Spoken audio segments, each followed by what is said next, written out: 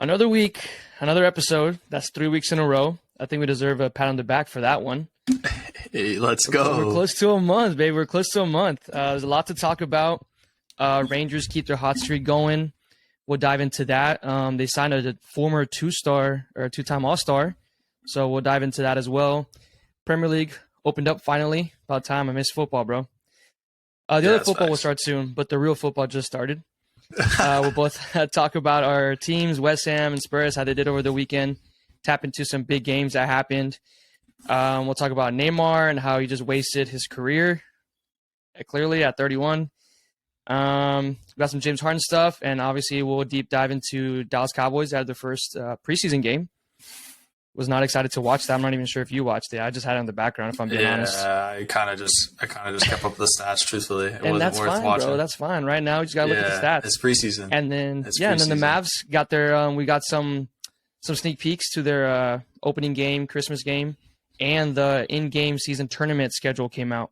So we'll definitely tap on that. So we'll start off with Premier League. Bournemouth and West Ham. I'll take the point.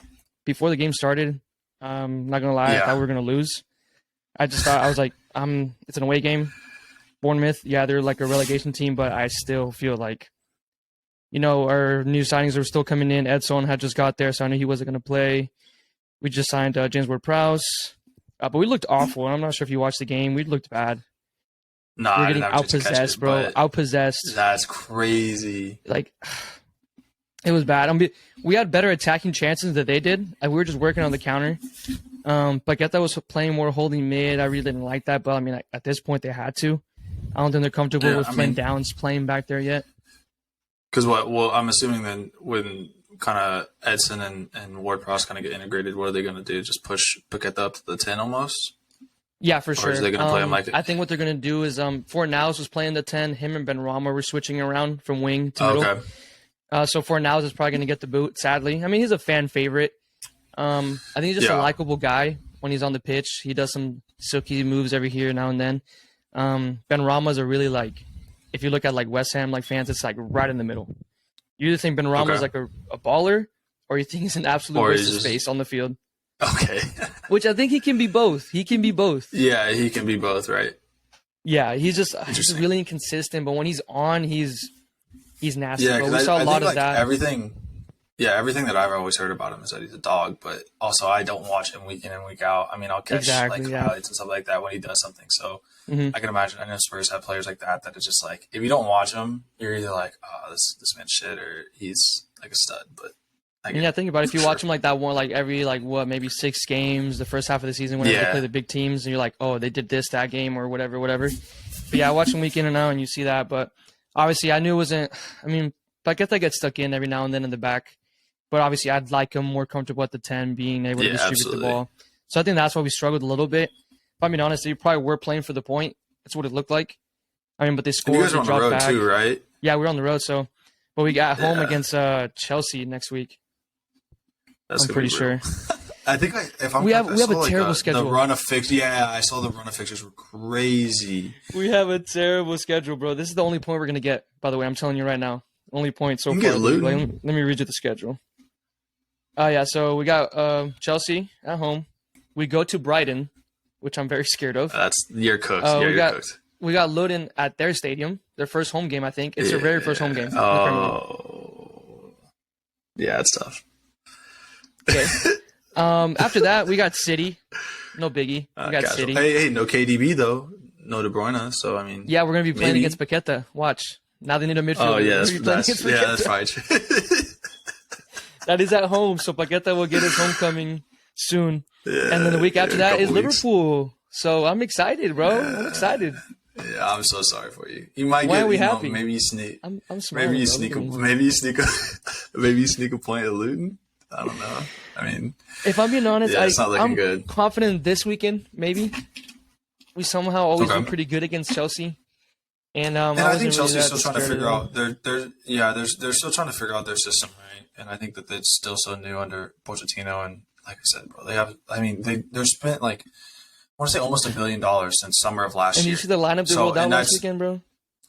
Yeah, it's just it doesn't make any sense, and they don't have the time. And I think Pochettino's a really good coach and a good manager, but like still, like you have so many new people, and like I mean, we can touch on it with Spurs here in a second, but like it's even though like you have all of the preseason and all that stuff to kind of get your system across, it still takes time to have that stuff get second nature to you, I think. And so like especially when you're just constantly bringing in new people, and you have like I mean a bunch of I feel like Chelsea's bringing in a ton of young guys too. So like they're not a lot of people aren't Premier League proven. So like I think I don't know. You never know. I mean, and it seems like they're getting new guys. Yeah, I hope so. I've been Sack Moyes for a long time, but he had Europe success last year, so it was kind of impossible. Yeah, but I feel like he's on the hot seat. Really, if he start off really slow, I think it's gonna get the boot soon. But like I said, Chelsea with chemistry and stuff. Yeah, I mean, what do you think the odds are that after that Liverpool game, he's still around? If you guys don't get any points, is it? But the thing is, I gotta give him the that's benefit gotta be too early of in the the season, doubt. right? It's way too early, and like I mean, what do you expect from that? To be honest, like fair. That's fair. You're not gonna be the favorite. Maybe Luton. I mean, I think the like Vegas will probably have us as underdogs still against Luton Town. If I'm being honest. Yeah, I think at home, especially at home. Yeah, like, home, the very first home game. I guess you guys are on a it's tough. So I'm not expecting much. But yeah, so yeah, man. But kind of transition over to my side. Spurs had a 2-2 draw at Brentford. Goal, and I think it was like the 11th minute by Christian Romero off a header.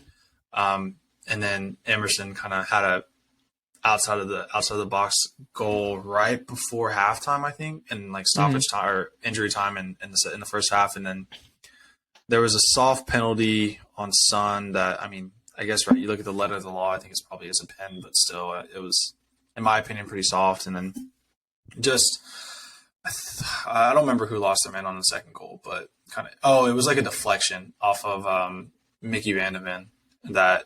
Yeah, it was a good play though. It was a good setup though. They're striving on the wings, bro. Yeah, so and that's kind of the downfall of Postecoglou's system is that like I think they play with like inverted wing backs, and so the like wings behind them are just super vulnerable. And so if you can play a long ball that gets back in there, and you have somebody that's like that can do something with it, that's going to be a problem. So it's just like kind of hitting on the point of, you know, new manager trying to figure out the system. I think that the more that Postecoglou kind of gets his guys in there and everybody gets more and more comfortable with the system, I think it's gonna continue to be successful. And I mean, you kind of saw it with Spurs that I think that was the most possession that they've ever had in a Premier League game, with like over 70% of possession in the entire game. Wow. And I want to say they had close to like 700 passes or something insane. My gosh, bro, you're looking like Barca or what? Yeah, bro. So it's funny you say that because we had that friendly against Barca last week, I think, and they ended up losing. I think it was like 4-2, but like there were times in that stretches of the game where they were like out Barca like just like that's crazy. Talk all the way up. Yeah, right. Like talk all the way up the field, like, and just like guys like Davinson Sanchez that like 3 months ago was getting booed off the pitch in his own stadium. And like people were like want him to sell, and I think we had accepted like a bid for like some team in Russia to buy him. And then like 3 months later, like under Postecoglou, he's like playing it out of the back, like I think like nutmegging a guy. Like it just doesn't make any sense. And so like I think the problem here is right. Like since the last time we spoke, like Kane has ultimately been sold, and so I mean you're pretty confident in him staying too. Yeah, you know it's like I feel like every time. Like at least the last two podcasts, I've jinxed something super big. You had some like terrible. I was like, yes, bro, it's crazy. Like the first one was like next, Brazil. It better not be some like Ranger Cowboy stuff, bro, because I'm gonna be very disappointed. Yeah, like I think it was like Brazil getting grouped, and I said that they were gonna win the World Cup, and then I said, "Oh, Kane's staying. He's not leaving." And the next day, it's like, "Oh, here we go. Like he's gone." So you also said I don't that know, man. I think Newcastle was gonna be bad, and tonight it's gonna be a flop. Yeah. It's still early. Hey, tuned in. It's early. It is too early, but you tuned in. They tuned in, bro. But that's crazy. I don't even want to. Yeah, I'm sick. And so I don't know, man. I think if Richarlison doesn't kind of figure it out, and you know we don't have a striker, I think it's gonna. I was going to say, what's your striker situation? Like, if it's not Richarlison, who is it? Son, maybe. We just signed like a 19-year-old kid from Argentina. But like he's not good. He's not anywhere near ready. Like it'll probably kind of take like a year, just like it took for Alvarez from City. Like it'll take him a while to kind of get acclimated and stuff like that, and kind of figure out how to play. And then like after that, like couldn't tell you, brother. Dane Scarlett, 19-year-old kid that was playing like League One minutes on loan last year. I mean, I don't. Yeah, I wouldn't be too confident with Richarlison up there, bro. No, yeah. So I want to say he had the lowest touches from anybody on the team the entire game, and we had possession 70%. I was saying you said y'all were possessing a lot, so like it wasn't like y'all were getting like beat and like. And it was like it's just like he just like I think he had like 2 half chances and just couldn't do anything with it. So I don't know. I really couldn't tell you. It's not looking good from the striker situation. We got to figure out where to get goals. And if it's not Son and it's not Madison, apparently we're just going to have to rely on set pieces at this point. We're going to turn to West. I was going to say, because I think I'm a big fan of Son, and obviously he was tied for the Golden Boot 2 years ago with Salah. Yeah. So I think he's got it in him, but I think it's just – well, he's the captain for y'all now, right? Yeah, he's a new captain.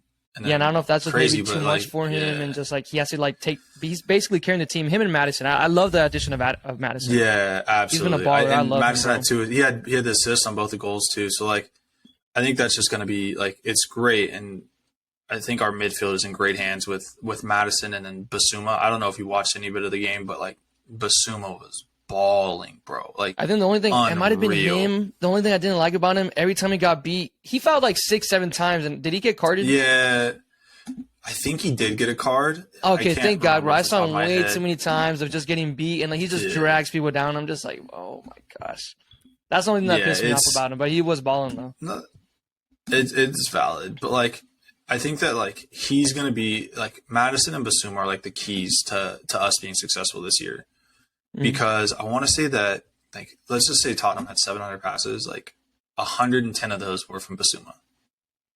Wow! Like that's how like dominant he is, like on the ball. So I think we had Rodrigo Bentancur tore his ACL midway through last year. So like, but before he tore his ACL, he was a stud, just like up there and especially in the Premier League, but up there in Europe with like. Just the form that he was in. So like if we can get that midfield 3 of Bentancur, Madison, and Basuma, like I know I'm a homer, but like I'll put that midfield 3 up against anybody. So I don't know, man. I think that we got to kind of figure something out when it comes to getting goals, especially from a striker. I know we're linked with Gift Orban from Genk, maybe somewhere in Belgium, and he's like supposed to be the guy, but who knows at this point. So I think y'all are for sure in the market for one. I think y'all have to. Yeah, have to be.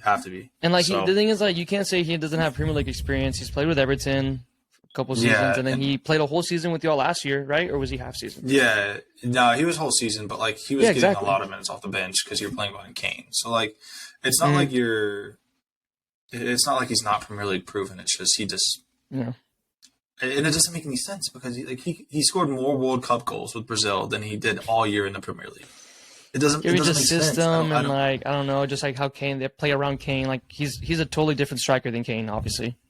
Yeah, absolutely, absolutely. So like, I don't know, man. We'll see. Well, we'll see, bro. Next week, who do I got next week? Oh, United, United at home, playing against 12 men. If you want to talk about we can go into transition to that. Let's go to that game, Man U and Wolves. Yeah. So, if nobody saw Man U Wolves, Manchester United ended up winning 1-0 over Wolves. Wolves on Monday, so yesterday as we're recording. But there was, at the end of the game, I think it was like the 95th minute, there was a wild no penalty call. And it just like, you see like a soft penalty that you do against, like on Spurs. And then you see, like, there was a couple other ones throughout the weekend that, like, really, like, were called penalties, but, like, you can argue they were kind of soft. But, like, Onana just, like, barreling into people. Like, just that's makes insane no sense to me. Like, if he would have made a play on the ball, understandable. But he was not even close to the ball. Not even And we close. saw in the World Cup when Messi got that pen. I forgot. I mean, it's Messi. But But it's, like, almost the same play. And, like, it should be called, but I think it's just – that's just terrible to me, I think. Especially for a team like Wolves.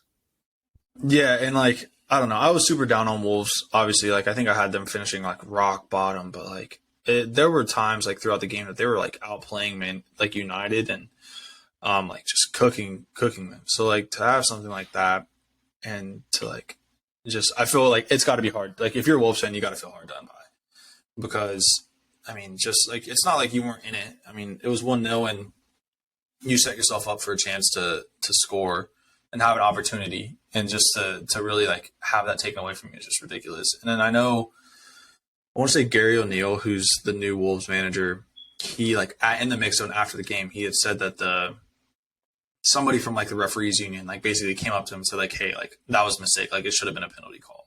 Oh, so like to hear that's the worst thing to hear, bro. Like I'd rather you not tell me. Nah, yeah, don't say it. Or like it just doesn't make any sense. Like at that point, like what's the point of VAR? Because it's not doing anything.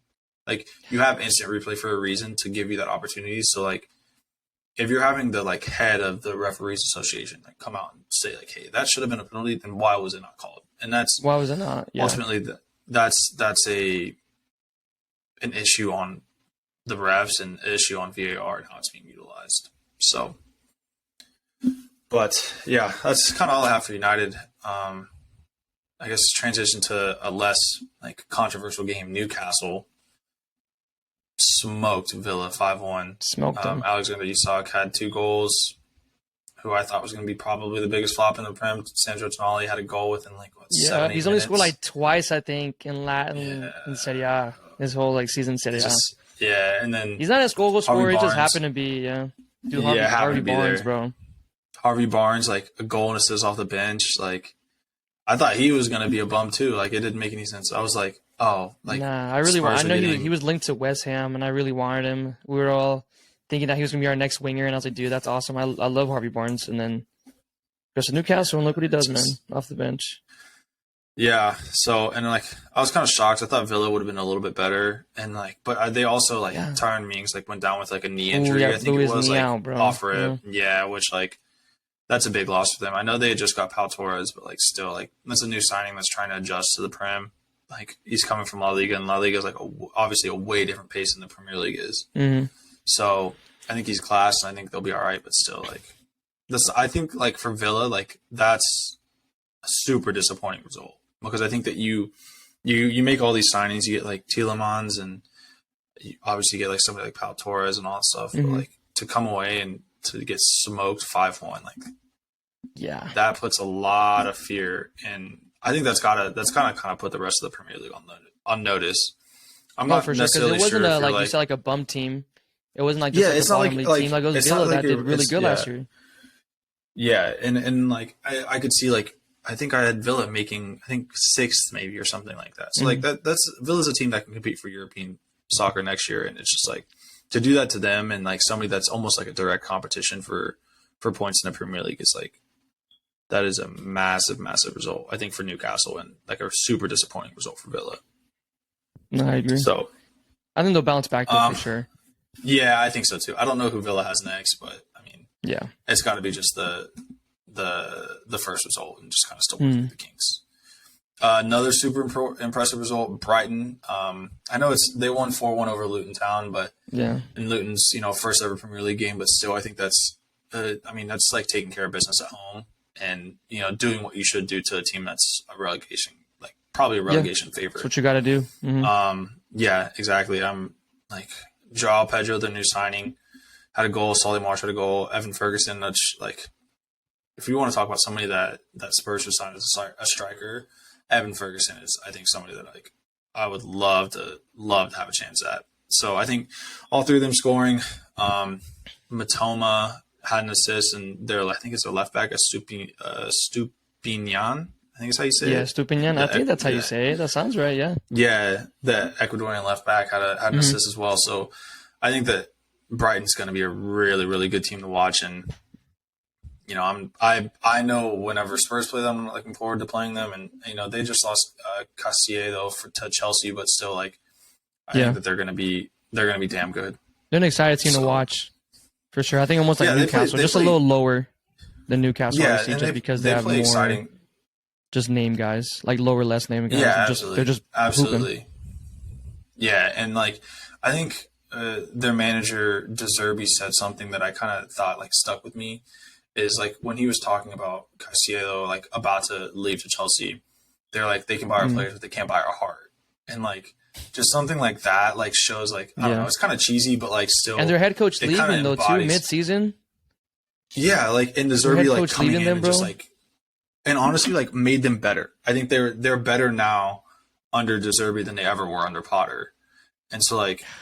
To have that kind of buy-in and stuff like that, and like somebody that has never managed in a Premier League, like, and is constantly losing people. I mean, 2 years ago it was losing Basuma to Spurs. Last year it was who they lost. They sold somebody else big, and then now it was like Caicedo. Like, and I mean, just now McAllister too. Yeah, exactly right. Like that's 3 big midfielders that they just lost, and then they're like, oh, okay, like no problem. Like we're gonna go find some other kid from South America, or we'll find somebody else. Like it doesn't matter, and like they just have this. It's so diverse on their team, bro. They got everything. They got Mitoma. You said like the Ecuadorians too. Yeah, they're just like and then, I don't know. I love it, man. They're an exciting team, bro. Yeah, it is, and that's like as a neutral, they're such a fun team to watch, and you know they're always gonna play good. They're always gonna have good matches, and you know they play good soccer. So. And then really the last big match that we want to talk about is the Chelsea-Liverpool match that was on Sunday afternoon. Ended in a 1-1 draw. Yeah, did you have any big takeaways from that? I was watching a little bit. I'm going to hold you. I woke up for the 8 a.m. game. And then I fell asleep a little bit through this game. Yeah. I don't know if I missed much. Did I miss much? Not really. No, I had it on in the background, and I really paid attention to the first like 30 minutes. I didn't really feel like there was anything that was like super like that really like stood out to me. I think that some of the people that were kind of impressive was their center back Diassi, the Chelsea's center back, Axel Diassi or something like that. He ended up scoring a goal. I think it was off a corner or something like that. Which, from what I heard, was like he was like pretty impressive. So that's a lot of my like friends that are Chelsea fans were like really raving about him and kind of what he's done.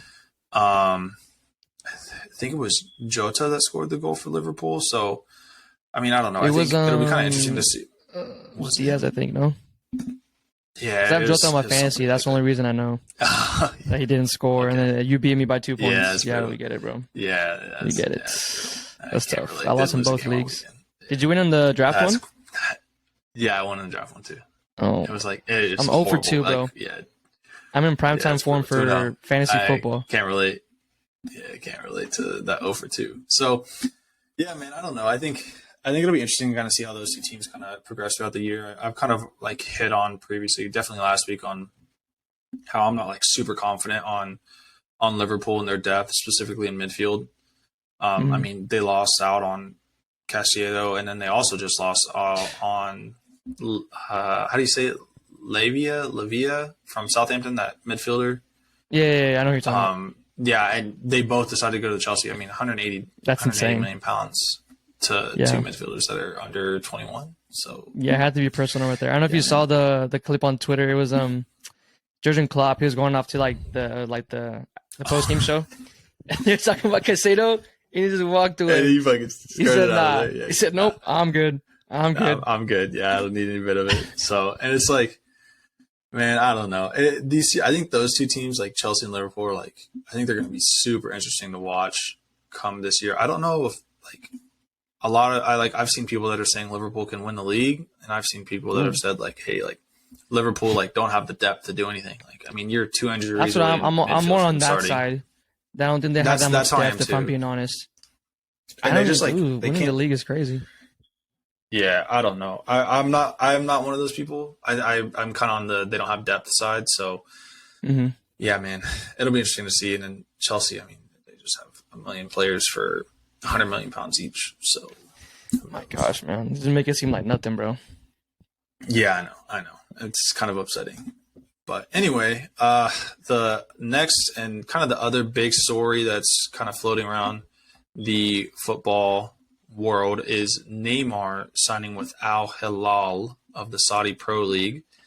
31 years old, super. I don't know how you feel about him, but kind of like a flop. And I don't want to say flop because he's been up there and like one of the best in the world, but like just a waste of potential. Like, I mean, especially when he was in Santos, like you were going to think that, he was going to be the next coming of, Ronaldinho or like living up to the hype that Messi and Ronaldo have at that time. And then like, I mean, the days that he had with Messi and Suarez and like at Barcelona, but like, were amazing. But like pretty much ever since his move to PSG, it's just kind of been downhill from him. Whether that's he got the big payday and all that. And then, I mean, now like PSG is selling him for 90 million euros, and then he's making, I think it's each 2-year contract for 100 million euros a season. And then I think with like some random like incentives, I think it's like he gets 50 grand from like that's pro Saudi Arabia, like just stuff like that. Like anytime they win a game, he's getting like 50 grand. Like it just, I don't know what your opinions are on Saudi, but like I think it's I'm not crazy a fan. to see that. I'm not a fan. I'm disappointed. Yeah. I'm very disappointed, man. For the game. For the game, it's disappointing, but like as a person, I can't fault you. Like you're telling me like if somebody gave you $400 million to post on social media and go play soccer, like you wouldn't say no. You know what I mean? Like yeah, but I'm shitting on Neymar regardless, bro. I don't care. Yeah, that's I'm shitting on every single player in Saudi, even though I know damn well I'd probably take it. I give props to Mbappe for not leaving for that crazy 1-year contract. Yeah, absolutely. I'm happy he didn't, but like that's crazy that he rejected it. Yeah, no, for sure. I think it's just like it's crazy to see somebody like you would think like 31, like Neymar's still in his prime and has a chance to like he's still at PSG. Like PSG, I mean, they're not going to win Champions League, but they can compete still at the highest level of Europe. Like he could go and win Ligue 1. Like it doesn't make any sense. So I heard rumors that the reason why it's a 2-year contract is because he wants to sign like a free contract with Barcelona once his deal expires in Saudi before 33. The World Cups. Yeah, because I guess like 2 years, that'll put it at the 2025 season. So 2025, 2026 going into the World Cup in 26, spend a year at Barca to train at the highest level, kind of like chill for 2 years, kind of take the legs off. I mean, maybe it makes sense. I don't really know. So it's the rumors. We'll see, man. That wouldn't be a bad move. I think that's a pretty interesting theory now that you like put into perspective. Yeah. I mean, a lot of people are saying like Mbappe, bro, like just, I know you're, what is he, 23, 24? 23? Yeah, I think he's whatever he is. 23 or 24, yeah. Yeah, and like just take that contract. It's 1 year. Saudi knows that you don't want to stay there forever. You still want to win a Ballon d'Or. You still want to win your Champions League. Like, do this now. Get your money up. Be set for life for your kids, and then go back to wherever you want to go. And then I was like, I don't think Mbappe wants to do it. Like, he definitely still wants to win his Champions League, and he's basically controlling PSG. I think he's the one that kind of pushed out Neymar. Yeah, because I thought it was interesting that like pretty much once Neymar was like confirmed to be leaving, like PSG was like, okay, like I'll sign a contract again and like I'll come back into the team. He just decides to start practicing again. And it's like he's like, you know what, like I'll extend my contract that way. Like next year, I'm not leaving on a free, and it just like shows like, oh, like it's kind of unhealthy the amount of like control that they're giving this kid. I mean, like understand? Yeah, it's insane. He's a top 5 player in the world, and so it's like, I get it, but still like it's a slippery slope for sure. I think about it. Mbappe leaves PSG. I think PSG is irrelevant for sure. Like that's the only person that's keeping them 100%. Relevant right now. It's not their trophies. I mean, they win the league every year, like you said, but like Champions League, when they have ever proven anything? Nothing. I mean, what they got to the final and lost. They got to the final City? And lost. Or Bayern. It was Bayern. I think Bayern. It was a COVID year. I think no. Yeah, it was a COVID year that was the year when Bayern were like a machine. Legit. So, that's when they I think they Barca, right? Yes, that is that year. They also, they also did the Spurs that year too, 8-2 in London. Yeah. But yeah, nothing disappointing for Neymar. Like I said, if you look at his career now, like it's a waste of a career. Ever since he left Barca, I wasn't a big fan of it. I was like, dude, why are you ruining? You want to leave Messi's shadow. We've seen it in a bunch of sports where like they try to leave one of the best players ever, and they try to leave. It's like, no, I don't like that. I'm gonna try to be my own, whatever, write my own story, whatever. And it's like, bro, you're at Barca and you guys were dominating. You were the best trio in the world. And you go chase the money and you go play at PSG and. Now what? And then like ever since then he's been trying to like go back to Barca and just like and Barca's I give them props. So. You know, I mean, I know Barca's been linked to them too, but it says like they're making it really impossible or hard for it to happen. Yeah, we'll transition to another story right here, which I think is fascinating. Ravens win their first preseason game, and I bet that was not a surprise for anyone, since they have won 23 straight preseason games. It's the longest mark in NFL history, and I'm just like, do you think they like look at that record and they go, all right, it's preseason, we got to keep this going, or do you think they don't care? I think that at this point, it's kind of like something that they joke about. I don't think it's anything that they are like consistently like, oh, like we gotta like put our starters in an extra couple of drives, right? I think it's just like something like, oh, like, hey, like let's keep playing and let's put a little extra focus into like making sure that our game management is there. And it's I don't think that like if obviously right it's the preseason, so if they don't win, like their world and their season's not over, but like still it's something I think they joke about and that they have a good time with, but I don't think that they're putting any extra effort into it. But like it's still like a super crazy like coincidence that it's happened, because I mean, what you said 23 games, that's 23 like, that's probably since what 5 2015. 6 seasons. 2015. I mean that's unbelievable. So like I think it just shows the preparation that they're just they're a really well run organization. And Harbaugh's a great coach, and I think that kind of puts that into perspective about the fact that they're like, hey, like, you know, we're prepared. You know, all of our young guys like know what they're doing, and the guys that are getting a lot of reps, they're going to be like super in tune with it and know how to react in game situations. I think that's like the big thing that they want to see out of it, and the fact that it transitions into wins is even better. Yeah, and I think it's funny. Yeah, they asked Harbaugh about it, and it's like a no hitter, you know, like commentator curse. Like we don't really talk about it. It's like we'll talk about it after the game. That makes sense. I know everyone's thinking about it, you know, like come on. Yeah, no, so that's funny. It's crazy. Yeah, but I wonder if like the opposing teams like were like, nah, we're gonna be the team like to do it, or they're just like, nah, it's preseason. Like you can have the preseason record. We don't care. I feel like that's how they think, is that it's like it's preseason, they don't really care, because they're like, oh, like especially a lot of the veteran guys are probably, unless you're like, if you're like competing for a job and you're like, oh, like we really like don't want to let these guys win because the only way that we look good is if we win and we dominate. But like, the guys that are like solidified in their positions and not have to worry about making a team, like they're like, oh, I don't give a shit. Like I'm sitting there, like I'm not going to put any extra effort into making sure that game. You know, yeah, exactly right. And like you see guys like Dak aren't playing, like Zach Martin coming back, he's not going to play a snap. Like, there's no reason he's not. Yeah, there's no reason to care. There's no reason to worry about it. No, yeah, that's crazy to me. I think it's funny, man. But yeah, it's like again, impressive record. It's been known for like a long time. There was like a 13-leg parlay that I heard about, that this guy had all MLB games and his last leg was for the Ravens to win. So I feel like he just knew, it's like, bro, preseason, bro, like preseason, the Ravens, like they're a lock, bro. They're a lock. And they just did it and they cashed out, bro. It was crazy. That's unreal. I could only imagine. It's funny, man. The dreams. Dreams are made of. Hitting those parlays, man. Yeah. Crazy. I haven't been in a while. So I've been living life pretty well without betting. All right. And yeah, so now to kind of get into the next story, kind of the last one that's not regarding the Dallas sports is James Harden. So I don't know if you guys heard this, but pretty much he was at some Adidas conference in China. Yeah, China. And came out and said that Daryl Morey I'll quote it specifically because I have it down, is Daryl Morey is a liar and I will never be part of an organization that he is a part of. Let me say this again. Daryl Morey is a liar and I will never be part of an organization that he is a part of. Why do you have to repeat it, bro? Like the thing is, like it was like scripted, a TV show. Let me be clear.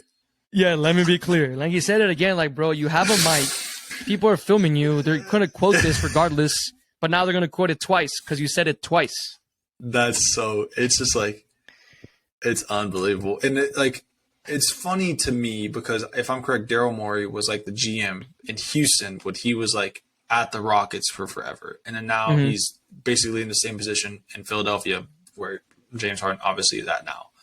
So like you would think that like, especially after the year before Harden got traded and like James Harden like came in like super fat to training camp.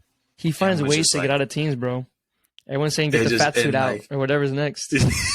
bro. That's unreal. And it's just like, you would think that Daryl Morey like sees like, oh, hey, like, all right, this is what's coming. You got a good solid 2 years. And then it's like, all right, here it is. You know, we got to ship him off to the next team. So that's crazy. I don't know, man. I think it's so funny. Let me say that again. He would have been a free agent too, so he could have been able to pick, bro.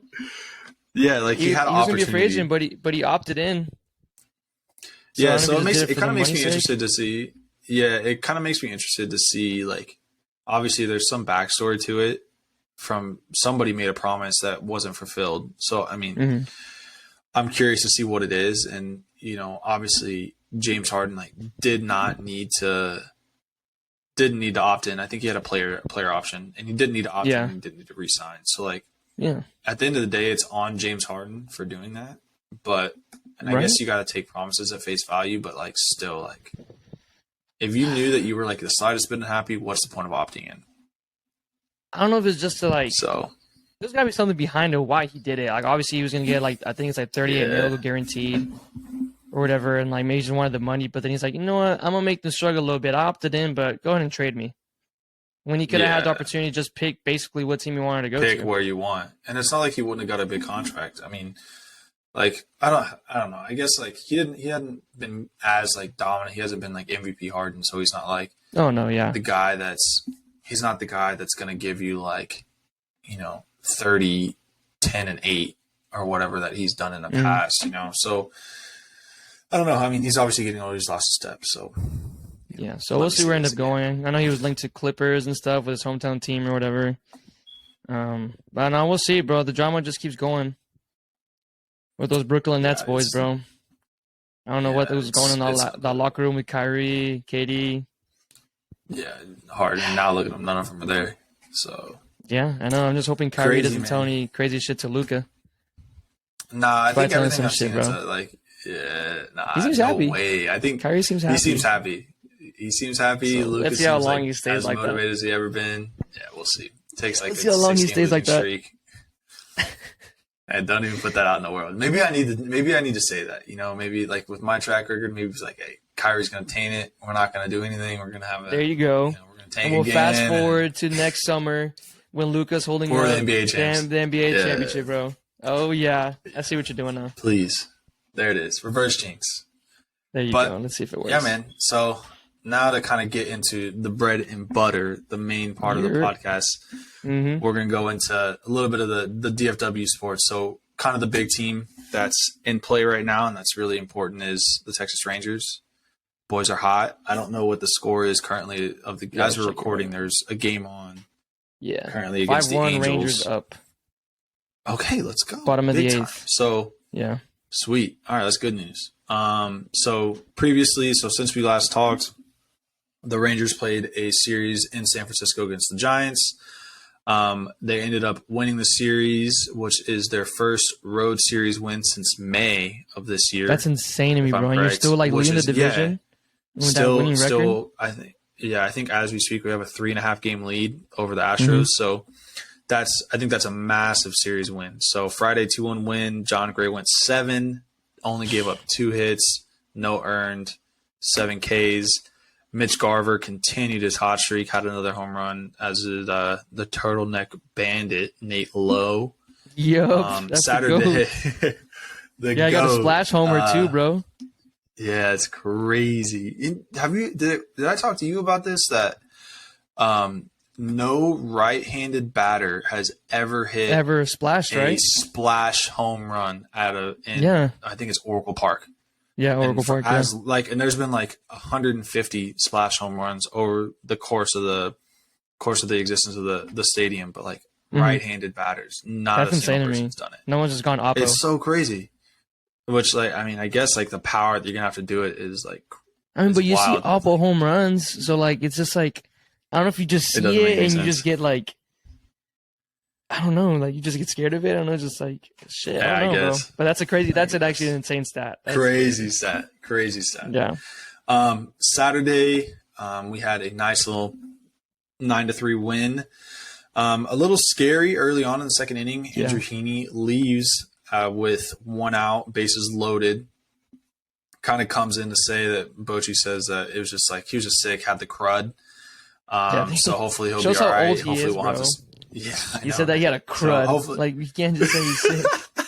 Gosh, I love Bochy though. I love him to death, bro. Yes, bro. It's it's funny. So kind of good signs. We don't need another injury. We're starting to get guys back healthy. So the fact that he was just sick, a little precautionary thing. That's good with me.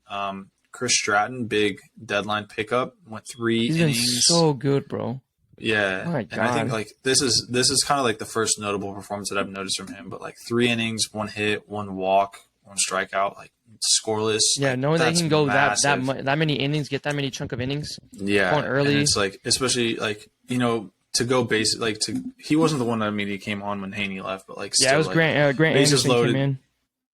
Yeah, so like bases loaded situation, like to get out of that, to go have, I think Anderson went like 2 innings, have Stratton go another 3 after that to let the next thing that I'm talking about is like 6 Rangers had a multi-hit game. So like to give an opportunity for the bats to get hot is just like, that's super, super important and super, super valuable. So hopefully that's a winning formula when it comes to, October, September, if we kind of go that far. So that's when it matters, bro. We've seen it with the Dodgers happen a lot. I only know that just from like, because our friends are Dodger fans. Like, you'll be hot all season, and it comes to October. Like, let's say you get the number 1 or number 2 seed, you get that break, and it's kind of bad. That's kind of bad. You're not playing for so long. Some teams are capable of still raking, some aren't. Yeah, and it's just you gotta stay hot at the right time. Yeah, and I'm you had somebody like the Rays that peaked as you started the season, and then now super like way too early, and then now you have like look at them, like they've had like a super, super piss poor record since the break. Really, they were really bad in June and July, and it's just like I'd rather they've been unlucky with injuries, and I don't want to give them that one because like we've been injured too. We've had so many injuries, and we're still striving. Like I said last week, next man up is going crazy right now. But you got to feel for the Rays. That whole Wander Franco situation is crazy. Yeah, they got a lot of minor leaguers. You hope it's not true, bro. You hope it's not true. Twitter had a field day with that one, man. Twitter had a field day. Twitter had a field day. And then Shane McClanahan, he was going for Cy Young, and they just said he's getting Tommy John, so he's going to be out until next year. Jeez, that's brutal. So, they missed a lot of guys in the starting rotation. So, yeah, it's crazy. Kind of venturing back to the Rangers. Garver stayed hot again, went 3 for 5 on Saturday, 3 RBIs. Sunday, I don't know if you caught this game. I didn't have a chance to watch it, but ended up losing 3-2 in the 10th. I don't know if you want to, Dane Dunning. Yeah, I can go off on that one, bro. Dane Dunning, 12 Ks. Dane Dunning, 12 Ks, bro. I think he has 3 games this season with 10 or more Ks. And his whole career, he's got he 2 in a only row. had like 1 or 2. Yeah, and I think that's 2 starts in a row, or 2 starts out of 3 where he's had more than 10 Ks. Yeah, and 12 was his career high. Like, he is not a strikeout guy, bro. If he can put that into his game, dude, he's big time. My gosh. Big time. Big time. Yeah, but talking about that game, we shouldn't have been in the situation to win. Logan Webb was throwing an absolute gem against us. He was 1 out away from a complete game, and then he got someone on base. It was JP. We'll talk about JP at the end of this recap. He gets on base. He gets then he gets on second, and then I forget. I think it's Heim pulls one, and like they are to Crawford, and he goes across the base, but JP was on second. He was already stealing, so he just keeps running through the base. So he goes from second to home on an infield hit. What I don't get is how Crawford didn't see that and pump and go home. But I thought he thought he could make the play at. Yeah, he thought he could make the play at first, and they beat the run, or like he beat the throw. So then JP scores, and I'm like, holy fuck, like, JP. We'll talk. Like I said, we'll talk in a little bit. But JP has been such a great addition. And then you get to extra innings, you score. You probably should have scored more, and you're down to I think maybe 1 or 2 outs left, and then Will Smith gives up a homer to, I forgot his Patrick. I forgot his name because I was watching it and I was pissed. But you shouldn't have won that game, so you couldn't have been mad. You were getting you're about to get shut out, complete game by Logan Webb. You can't even be mad. That's a great pitcher. Yeah, it's and just then great pitching you performance. Put yourself in front. Yeah, you had 2 great pitching performances, bro. You had Dunning, and I love going to those games, man. I'll take those games any day. When it's pitching, bro, both of them going at it, I love it. And then, you said you get frustrated because, first you weren't supposed to win and you were winning, but you end up losing the game that you weren't supposed to win. So, however you feel about that, but that was a good game. Man. It is what it is. I think I think the one thing is baseball is such a long season. You can't expect to win them all, right? And you're gonna have those games where we can talk about we'll get into it eventually, but the performance that Scherzer had last night, you just have one of those games where the opposing pitcher is just he's just on it and nobody's hitting you. It just is what it is, So it happens, and the fact that we're at least able to force the extras is just. It's at least good out. It's good for the mentality of the team. I would How say. you said talking about losing games, I try to explain to my girlfriend. I'll be like, yeah, bro. I don't know how people do it. Football or whatever, soccer even. You lose and you're pissed. But baseball, you lose, but you're like, we're gonna play again tomorrow and the next day, and the next day. Yeah, a good team will lose 60, 70 games average. Yeah, a really good team. That's crazy to me. 60 games. 60, 70 games. Yeah. And that's why I try not to be mad, bro. I know it's a long season. But we're getting closer and closer to September, October, so I'm just it's I just want to win every single game. So I don't know. I think that's the biggest part that I'm learning as I don't want to say a new baseball fan, but really, really paying attention to it more often. Damn, probably could have had that one, but hey, right, it is what it kind of irks you even more. I haven't been feeling this way. I got a memory. A year ago, I think, I was watching the Ranger game. It was Colby Allard pitching. I don't even remember who Colby Allard is. Terrible left-handed pitcher. And he absolutely he winds up and the pitch flies out of his hand and goes almost the dugout. Oh. And I was watching a Ranger Oakland game in the middle of August. Pointless game for both of them. And I was watching that and I was just this is going to be long, bro. I don't know why I'm doing this, bro. What happened to the pain? Was that 2021? 2021 when Taylor Hearn last year, 2 years ago. Exactly, bro. We've been through it, man. We've been through it. We deserve this. That was the dog days. I think I saw that Chris Young, I think, was fired a year ago today. Yeah. Or whoever the old GM was fired a year ago. Right? They were cleaning house a year ago, yeah. Yeah, so all that happened a year ago. And then why am I blanking on their coach from last year? No, it wasn't Woodward? Chris Woodward? Or no, Chris Woodward. Yeah, he got fired a year ago. Yeah, Chris Woodward. Yeah, that's who it is. So, and Chris Young is still eventually, I think GM. But eventually, because Chris Young's the new GM, the old GM eventually got kicked. Got canned too. Then we'll talk JP Martinez. Yeah. All right, JP, man. It's been a great addition. I talked about it. I was he kind of give you an Adolis vibe, little 28-year-old, little young 28-year-old rookie, right? That absolutely rakes. He's a different profile than Adolis, obviously. He's got a nice crack to the bat, but he's more of a hit guy. I don't think he's got and he's super fast, bro. Watching it live, I was at the game yesterday, dude. He is fast, and ever since his first outing, I think he's got a multi-hit game. Except for his first game, he didn't get on. He only got on base on the walk, but he's gotten a multi-hit game every single time every since. Game. That's crazy. He came back. Yeah, and he's just so valuable because I was talking about it where he I hate how players are you hit an infield hit and they're jogging, they don't even make it to first. But I love the guys that are trying to prove themselves and just running through the bag. And he beat one yesterday and just a passion. I think that's what you need from a guy like that, just to bring up the clubhouse, So I've been loving how he's doing. I think that's a great a great time of the season to add somebody like that too. It's just a breath of fresh air because Bright, you're 110 games into the season, 120 games into the season. This is the point where it's really you really got to be maybe into draining, it. You really got to be you got to be putting your best foot forward every day. Long time, Texas, it's 110 out for 15 days straight. I know we're playing inside, but still just somebody that gave you that breath of fresh air, that give you that energy, and having somebody that's just gonna make those effort plays is just gonna, and you're having somebody like JP making those effort plays, and you have guys like Jonah Heim starting to come back from injury, Eovaldi like threw like a 2-inning long another bullpen today. Like, yeah, so like you just like start to see like, hey, like we're on like what, and 8-2 in our last 10, and we're having guys that are like we're getting better. Like and our lineup. I feel like Coach is going to start having a problem making the lineup. But like Jankowski was out, and then you're bringing in JP. You benched Leote today because he's been god awful. He's been batting like sub 200, maybe sub 150 for the month of July and August. So, and he's messed up a couple of times in the outfield too, which is pissing me off. But hey, maybe JP is gonna be I don't know, like, but Leote's valuable with his speed as well and like switch hitter. But I mean, you see that, maybe that makes you want to do better.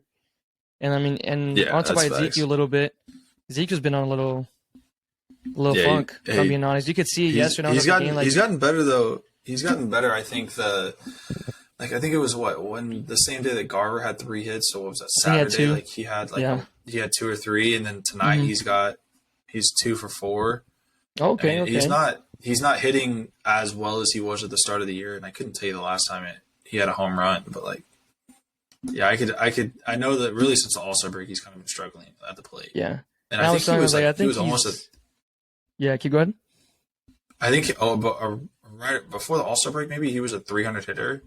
Oh yeah, somewhere him and Leote. Thereabouts. And now he's at 285. I mean, which is still not bad. Like, we were here complaining, bro. Like 285, I'm taking that all day. Absolutely, and like his OPS is still like close to 800, is like right at 800, 810. So like that's something that like you're complaining about because he's in a slump, but like still like, and like looking back to that 2021 season, like if we were to say that like our 8-hole hitter has 810 OPS and he's going through a slump, like, and we're upset about it, like. I think it's good that we're getting upset about it. It just shows how, like, absolutely. How much we know this team is capable of, and like we know that they could be doing better. And I mean, he's lucky right now that he hasn't. He's not. Like no one's really like no one else can play third. I mean, you have Josh Smith, but you're not going to put Josh Smith over Ezekiel. No shot. Yeah. Somebody that's even worse at the plate. He's been getting on base once I see him, like he's put some batting gloves on. He usually does. He has been raking a little bit. I say raking, but like he's been raking for him. For Josh Smith, recently. I was like, that's raking. For Josh Smith, that's raking. That's raking. Bro, it's the batting gloves. It's the batting gloves. The batting gloves, bro. I hate when people don't wear batting gloves. It just pisses me off. I'm trying to be different so bad. Josh Young, I don't understand. Like I think Josh Young wears 1 batting glove. I don't know if you've ever noticed. Sometimes maybe. Next time. Does he? No, I don't think he wears any. Does he? Yeah, and I think he wears. I'm telling you, I think he wears 1, and it doesn't make any sense to me. Because I remember like looking at it in a game, and I was like, "What are you doing? Like, why? Just wear gloves. Like you're holding an all wood bat. Just wear gloves." I think Cal Tucker doesn't wear gloves either, and he absolutely rakes. So obviously, doesn't make you better or worse. Yeah, it's just like I don't know. If you're a 220 hitter, maybe try some batting games. I don't know. Who am I to talk? I did never we got a 0 batting average over here, bro. We can't be talking. But I know I'd be wearing gloves. I'll tell you that. Yeah, that's facts. But kind of to move on. No shot. To move on to the current Rangers Angels series. You were at the game yesterday. Tell me a little bit about the 12-0 win. Oh, it was awesome, man. Like I said, we got to see position player pitch, so that was fun. Oh yeah, he was low-key slinging sometimes. We were talking about it, bro, that he was nodding balls and stuff, bro. He was nodding the pitch count, like, bro, just throw your ball. He was low-key slinging some though. Like he throws some lobbed ones, and he just slings it. I'm like, damn, bro. Yeah, it was like funny. Like I was like watching it, and I was like, he would all of a sudden just like sit there and just like quick, just almost like quick pitch, and then he would throw like 82. Like up and in. I was like, oh my god, yeah. And I was like, I understand how they're not getting on base. They're grounded. I think somebody grounded into a double play yesterday. Like, you see that, and then he like lobs a 42 mile an hour like junk ball into the dirt on the computer, on the screen. I told you the pitches when he throws those lob ones, it'd be like slider. I'm like, bro, there ain't no slider. No, that was no slider. Oh my god, that was like BP. Yeah. But another interesting thing that I saw was with Patrick Sandoval. He played for Mexico. He's Mexican, so I rooted for him a little bit. He was also my fantasy, and I was really close to not playing him. But then Yahoo Sports comment said, "Bro, his numbers against the Rangers are really good." So I said, okay, I'm going to bet against my team. And he couldn't even get out the second inning, which was very frustrating, though. If you were watching the game, he should have been out the inning, but they weren't covering, I think, on one of the plays, so he had to stay again. And you could just see, like, in his body language, bro, he did not want to pitch anymore. He was frustrated. Should have been out the inning, like I said. And, like, the way he was getting the ball back, like, he was barely catching it. He was just mad, and he got benched, and you saw him go to the bench, and, like, you see stuff that you don't see on TV. He was just sad as shit sitting there. And I also saw Scherzer, bro. For Scherzer, once that last out is from the batting, when the Rangers are on offense, he's the first one up and up, running. He's running. I believe it. He's a psychopath. He's running, bro. Like, psychopath. No, he's waiting right there, and he runs. And I'm like, yeah, he goes. God, he's like, bro. okay. But yeah, he was absolutely amazing, bro. Seeing his curveball in like live, 74, 72 miles per hour, you're just like, why are people not hitting this? Some of his strikeouts, like, were just like, I don't remember what inning it was. I think it was like a 3K inning that he had, and just like one of the pitch sequences that he had was just like disgusting. It's insane to me. He got like a swinging strikeout on like a slider that was probably like 2 foot in the opposing box, and like just like. And it broke so late, and you just see the batter just like sticks his bat out there because like he had already committed way like too early on. It's like I have no shot, and like to go seven. It was fun watching them. Like I said, for the first time watching them live, it was fun. Yeah, man. And then like I know you and I had talked about it through text, but like Adoli's like his home run, like he just like throws his bat out there, and it looks like a pop up off his bat, and then it goes 415 dead center. I was going to say, no, I saw him swing, and, like, you see, like, he kind of – I don't know if he kind of swung with one arm kind of because he reached for it. It was outside – it wasn't even a bad pitch. Didn't make sense. Outside the box or outside the strike zone. And I see him, like, pimping it. Like, he's walking, he throws his bat, and I'm like, bro, you popped up. But then I'm looking at the ball, going, deep center, and I'm like, there's no way that just got out of here. Like, I was like, bro. It was honestly to me like I was like, oh okay, like it's just like a warning track pop up or something like that, and then I saw like it just like cleared the wall, and I was like, no, like, and then you look at him and you're like, okay, like you forget that like he's built like a Greek god, like he's just like massive. Man, he got so much pop to his bat, bro. My gosh. Yeah. I saw some homers with Simeon and Garcia. So yeah, I mean, 5 RBIs yesterday, which is like season high. I mean, that's pretty nice. Yeah. So. And then tonight, game just went final, 7-3 win. It's another dub, baby. Yeah, another dub. Seager, 5 RBIs, 2 home runs tonight. He homered again? I didn't see it. I saw the first homer, but then since we've been filming, I haven't looked at anything. Yeah, and then, like I said, Zeke, 2 for 4 tonight. And then who else had an RBI? Simeon had another RBI. And Jankowski also had an RBI. Montgomery went pretty well, had a pretty good night. 6 innings pitched, 6 hits, 1 earned, 9 Ks. So it's it looks like the deadline moves that we made were pretty nice, and like another guy. Our starting rotation has looked so good, man. Like this recent like Perez, spam of games, bro. Yeah, like I know, like really it was like July, like we were kind of going through it pitching wise, and then now like. Really, since the month has changed, and really since the deadline, like I guess that's the same time if you think about it. But like really, since August has started, like our rotation has just looked so good, and like our relievers, like Chapman, tonight had an inning pitched, no hits, no like 1K. Stratton, I mean, like just everybody's. So, he finally gave up a bomb. I see that. So he's human. Yeah. So. Really, looking ahead, kind of. I mean, it's looking good. I mean, that's a series win against a division opponent, and then you got John Gray on the mound tomorrow. So hopefully, kind of finish out the sweep, and then big series against the Brewers coming up. Which I'm kind of interested to see like what you're thinking on that series and how important it is, even though they're not an AL side. Yeah, I see we're gonna see Woodruff, so I'm not liking that at all. Looks like he just got back. I said I don't pay attention too much to the Brewers, but they've been consistently kind of good. Yeah, are they leading their division? I saw that this is only going to be his 5th game that he started all year. I was about to say, but he's got a sub-2 ERA. What it looks like right now.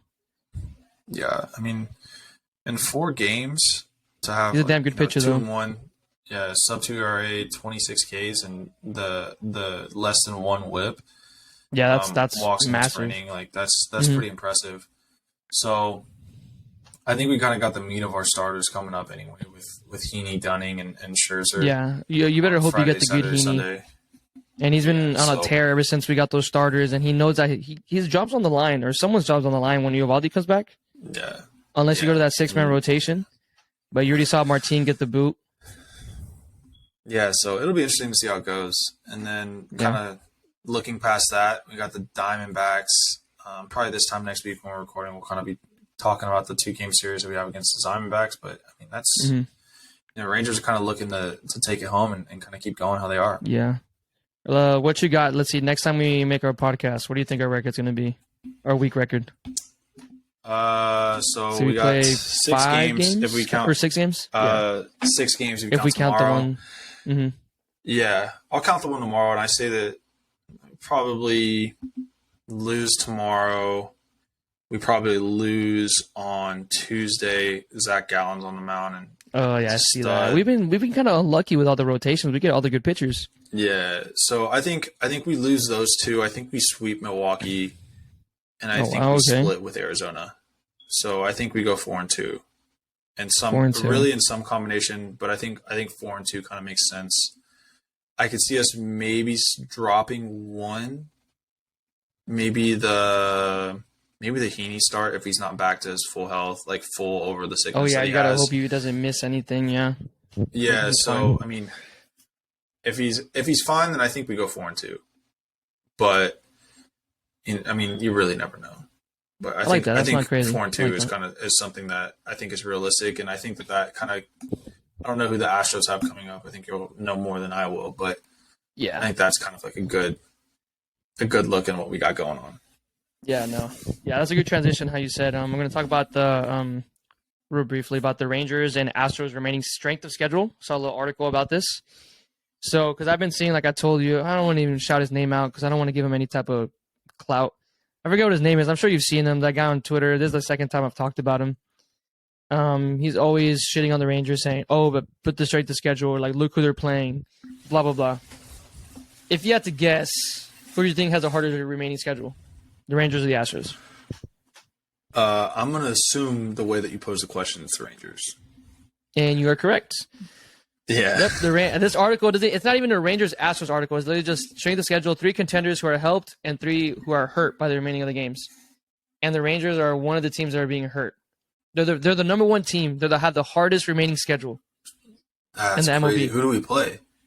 So it says because we have a series against the Mariners, the Astros, the Blue Jays, the Brewers, and the Red Sox. Jeez, yeah. And then the third easiest strength schedule is the Astros.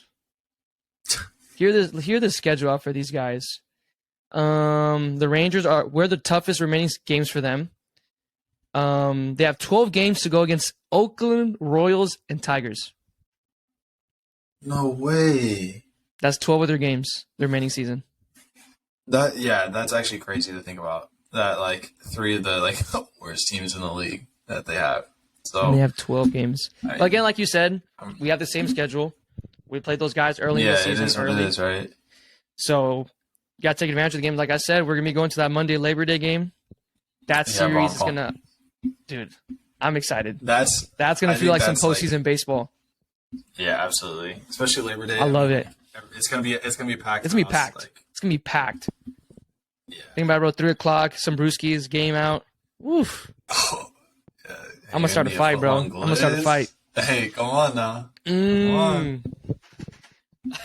And I'll talk one more briefly thing. The Rangers did sign a 2-time All-Star. Not too big of a name, Josh Harrison. He was on the Phillies to start off the season, but they had to cut someone from their 40-man when they traded for Michael Lorenzen, which threw a no-no last time we were talking. So I guess it was a good cut. I guess it was pretty good cut. He was only batting like 200, I think, with them. For his career, 270, 73 homers, 380 RBIs, and 1,200 games. He started with the Pirates, went to the Nationals, Athletics, and White Sox, and recently the Phillies, and now the Rangers. But he's going to be on a minor league deal. He's a big utility guy. He played 6 different positions for the Phillies. pretty impressive. So I think he could just play anywhere in the outfield. He's going to be like a Zeke, as he can play anywhere in the outfield. Yeah. And some infield guys. I don't think we'll see him play. Maybe just to have a guy. Maybe with Brad Miller, maybe he may be more valuable or something like that. Yeah, I mean, and I think that's when you something like Brad that. Miller.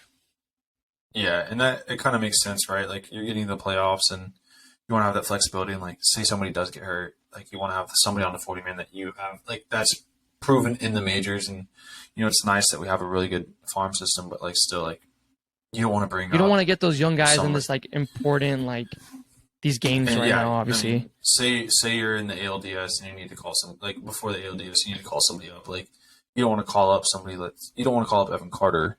That's what I'm saying. I think that's why JP was the guy to call up instead of Evan Carter, which is good because you don't want to rush him yet.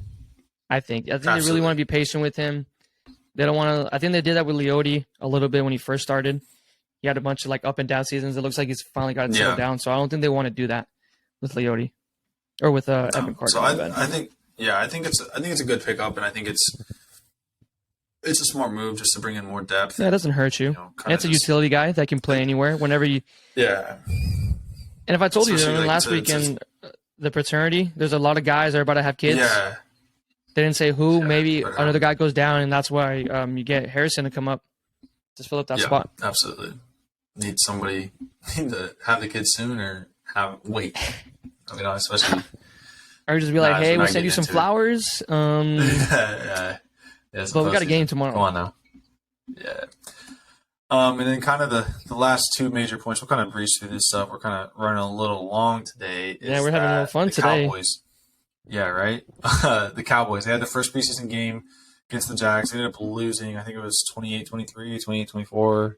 Yeah, something like that. At the end of the day, it doesn't really matter. We didn't really it's the preseason. You just have guys that are going out there, especially the first preseason game. They're getting the young guys out there, trying to get them reps, trying to get them, prove whether or not that they can do it. I was pretty impressed to see that Will Grier and Cooper Rush combined to go 32 of 43, 246 yards, and 2 touchdowns, an interception.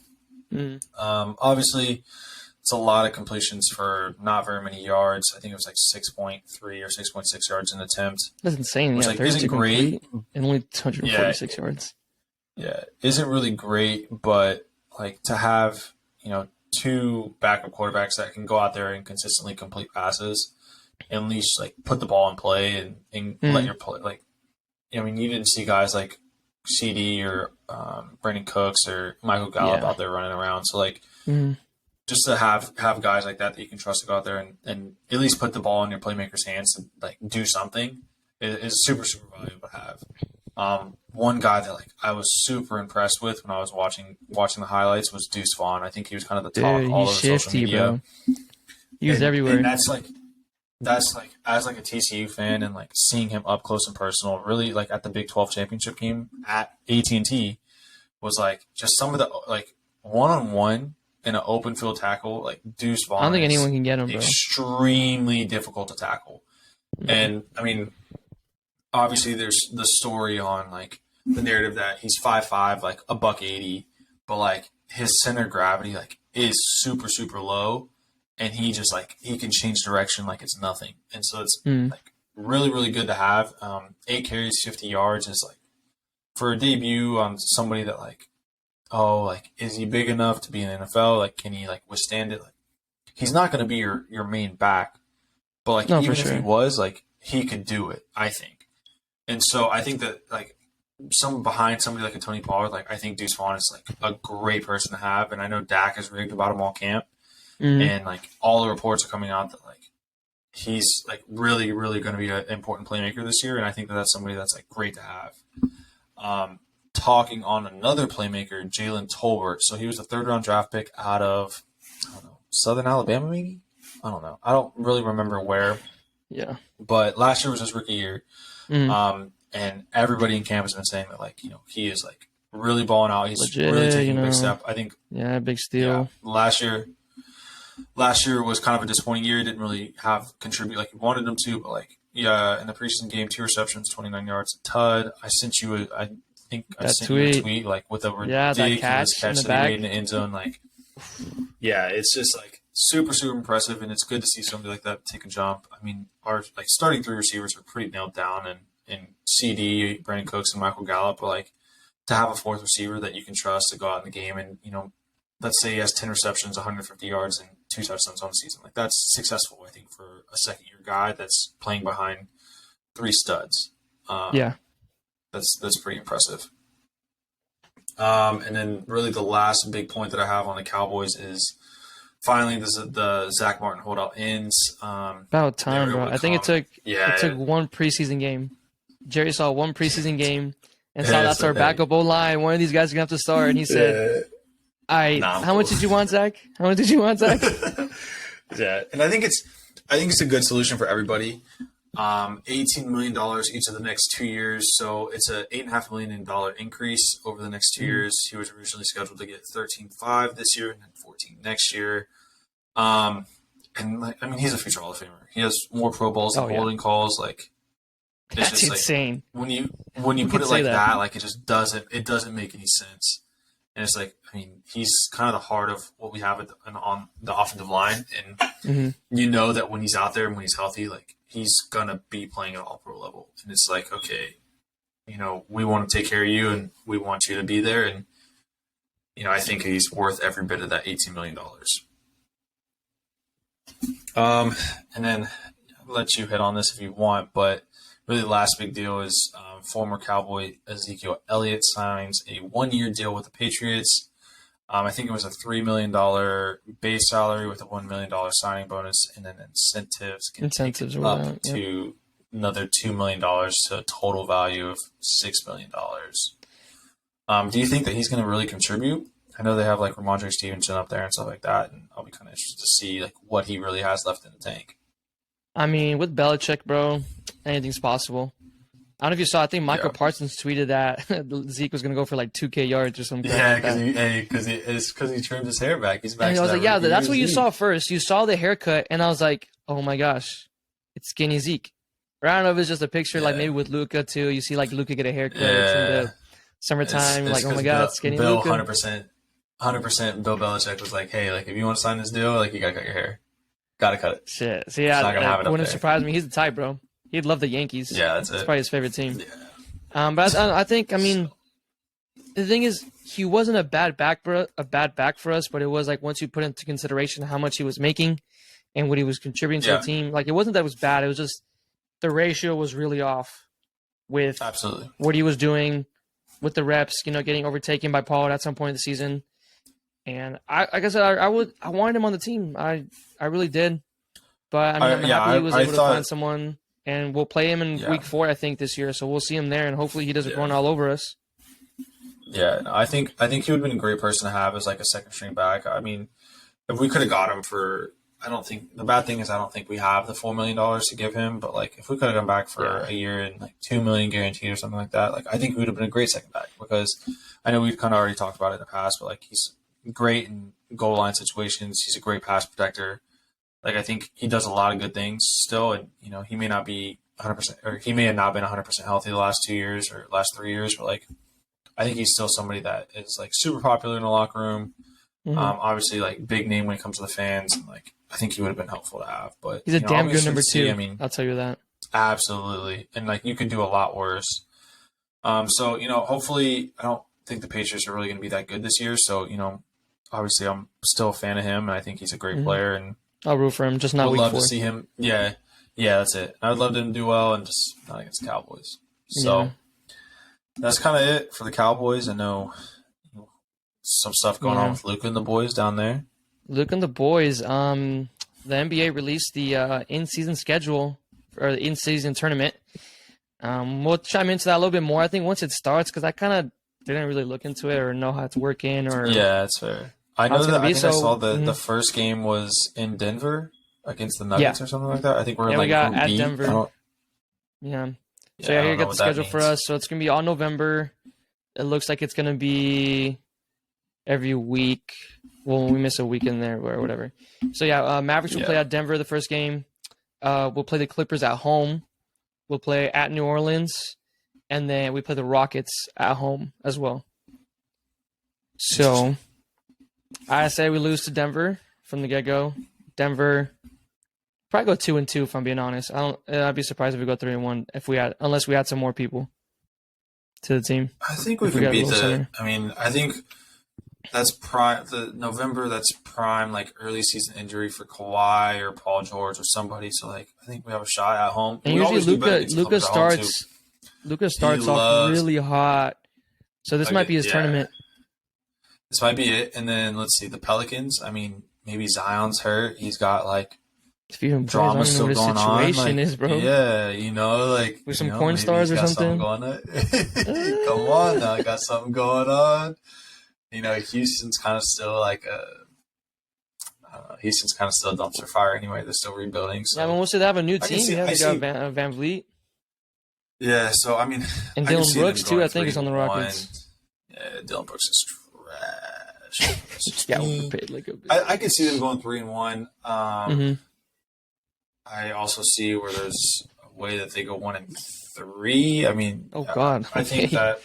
Wow. Yeah, it's just kind of like you don't really know what you're going to get from the Mavericks yet, and I think we got to get a little bit into the season and see like, obviously I think you and I are both pretty optimistic with like last year was bad.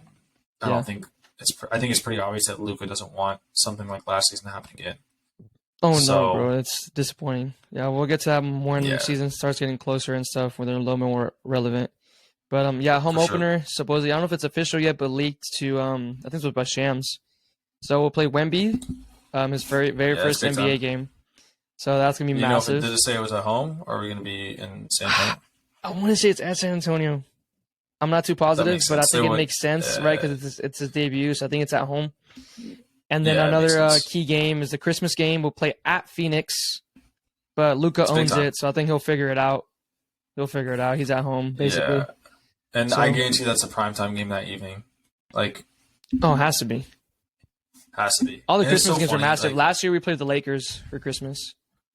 Yeah, and it's so funny. Like I remember like sitting in my dorm room in college, like watching the one like ESPN game of the Mavs, and it was like the Mavs and the Suns, and it was like pre-Luka, like super young Devin Booker, and they were just like it was god awful basketball. And then now to see like this is a prime time game on Christmas. You're assuming it's a prime time game on Christmas with like Kevin Durant's playing in it, Kyrie, Luka, Devin Booker now is a star. Like, yeah, it's crazy to see. Like, it's super awesome to see like stuff like that, and how fast fortunes can turn. I don't want to say it's fast because it's probably 5 years ago at this point, but like still like, I remember the dog days where pre-Luka and then like kind of towards the twilight years of Derek, it was rough sledding down, man. Yeah, it was. But hey, look at us now, man. So, wait, we're still kind of shit. Look at us now. Hey, come on now. I don't know how much farther we advanced, missing playoffs for Luka. I didn't think that would happen again, bro. That's insane to me. Yeah, you and me both. But anyway, well, that's kind of all we had. You got any final thoughts or anything like that? I think that's it, man. Go Rangers, bro. They're getting high. I love it. Yeah. Hopefully they keep it going. I would like to wrap this episode up with an inspirational quote from James Harden. Daryl Morey is a liar. Let me say that again. Daryl Morey is a liar. So yes, thank you guys so much for listening. It's been another week. We're kind of said it again last week, but tell your friends. We're kind of starting to get in the swing of things, and I think we're kind of figuring out, the episodes and kind of how we want the stuff to be broken down. So, please follow us on social media. I know Oliver's making TikToks and trying to get that going. We're trying. And, we got a little cover art if you guys are listening. Yeah, cover art. So hopefully it's cool. We're trying to boost that up. So if you guys have any suggestions, anything you guys want to hear, anything you guys want us to talk about, let us know. You can kind of find us all over the place. I think my social medias are pretty much at ATXNav, NAV. What are yours? Twitter is OPA_official. I don't have a check mark. I'm just official. Yeah. Instagram is just Oli Placencia. Probably easier for you guys. Yeah. So, yeah, man, hit us up if you guys have anything that you guys want to hear about. Anything you guys want us to talk about. Any suggestions that you have for us to get better at this. I know we're still pretty new at this, and we're it's kind of something we want to consistently do and get better at and kind of grow. So, that's it for this episode of Austin and Oli. Thank you guys so much for listening. Be a friend, tell a friend, support, spread the word, give us a subscribe. Check us out on YouTube too. We have that. TikTok, we're working on it too. So And with that, thank you guys so much for listening. We'll see you guys.